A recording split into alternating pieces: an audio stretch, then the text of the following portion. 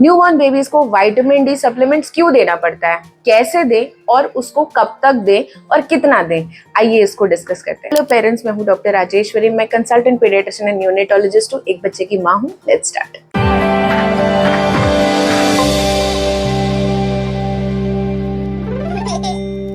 Vitamin D इतना important है कि एक तरह से हार्मोन का काम करता है। ये बच्चे के ब्रेन ग्रोथ, इमोशनल डेवलपमेंट, उसके बोन हेल्थ यानी हड्डियों की बनावट और उसकी मजबूती के लिए बहुत इंपॉर्टेंट है। विटामिन डी की अगर कमी हो जाए तो बच्चे को रिकेट्स भी हो सकता है, एक severe form of vitamin D deficiency की वजह से।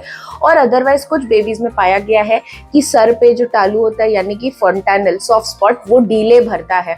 कभी कभार बेबीज के पैर भी टेढ़े होने लगते हैं, वो बच्चे लेट चलते हैं और उन बेबीज को दांत भी लेट आ सकता है।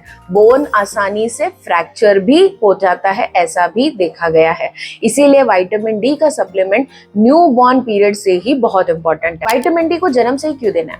क्योंकि जब बच्चा माँ के पेट में होता है तो विटामिन डी बच्चे को माँ के ब्लड से, प्लासेंटा के माध्यम से मिल जाता है। लेकिन जब यही बच्चा पैदा होता है तो विटामिन डी ब्रेस्ट मिल्क में बहुत कम मात्रा में जाता है, यानी कि वो इतना पर्याप्त नहीं होता ब्रेस्ट मिल्क में विटामिन डी कि वो बच्चे के ओवरऑल ग्रोथ, बोन हेल्थ, ये सबको सपोर्ट कर सके। इसीलिए अगर आप ब्रेस्ट फीड भी कर रहे हैं तो भी कहा जाता है कि मदर्स विटामिन डी का सप्लीमेंट देना बहुत जरूरी है, क्योंकि आपके दूध में विटामिन डी नहीं आता। कितना विटामिन डी देना होता है? 400 इंटरनेशनल यूनिट्स यानी 400 IU पर डे इसका डोज है, जो आपको चेक करना है। जो भी ब्रांड आप यूज कर रहे हैं उसके पीछे बॉटल को देखिए कि कितने ml में कितना विटामिन डी है। अगर 1 ml में 400 IU लिखा है तो आपको अपने बच्चे को 1 ml विटामिन डी दिन में देना होगा। इसको कैसे दे सकते हो? अगर आप बच्चे को डायरेक्ट ब्रेस्ट फीडिंग करा रहे हो तो बच्चे को आप ये विटामिन डी मुंह में डाल के पिलाया जा सकता है। अगर आप फॉर्मूला दे रहे हो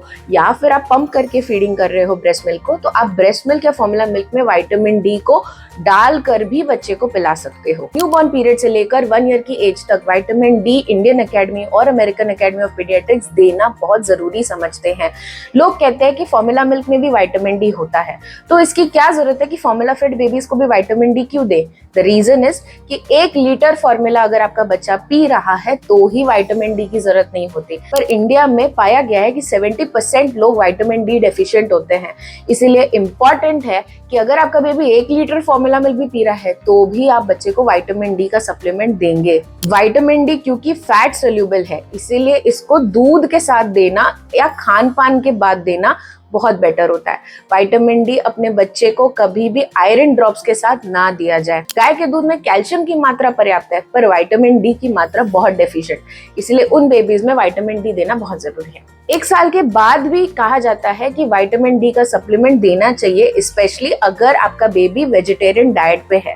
और दूसरा कारण है कि अगर बच्चा इंडोर ज्यादा रहता है यानी घर के अंदर उसका समय ज्यादा बीत रहा है, तो बहुत जरूरी है कि 1 साल के बाद भी आप 6-7 महीने तक विटामिन डी का सप्लीमेंट कंटिन्यू करिए। बहुत इंपॉर्टेंट है ब्रेस्ट फीडिंग के दौरान मदर कैल्शियम और विटामिन डी का सप्लीमेंट खुद कंटिन्यू करे, क्योंकि कैल्शियम है जो माँ के ब्रेस्ट मिल्क से बच्चे को तो मिलता है, इसलिए उस सप्लीमेंट की जरूरत नहीं होती। और माँ खुद अपने शरीर में कैल्शियम की मात्रा बनाए रखने के लिए जब तक वो बच्चे को दूध पिला रही है कैल्शियम का सप्लीमेंट जारी रखे। आई होप ये वीडियो आपके लिए इंफॉर्मेटिव था।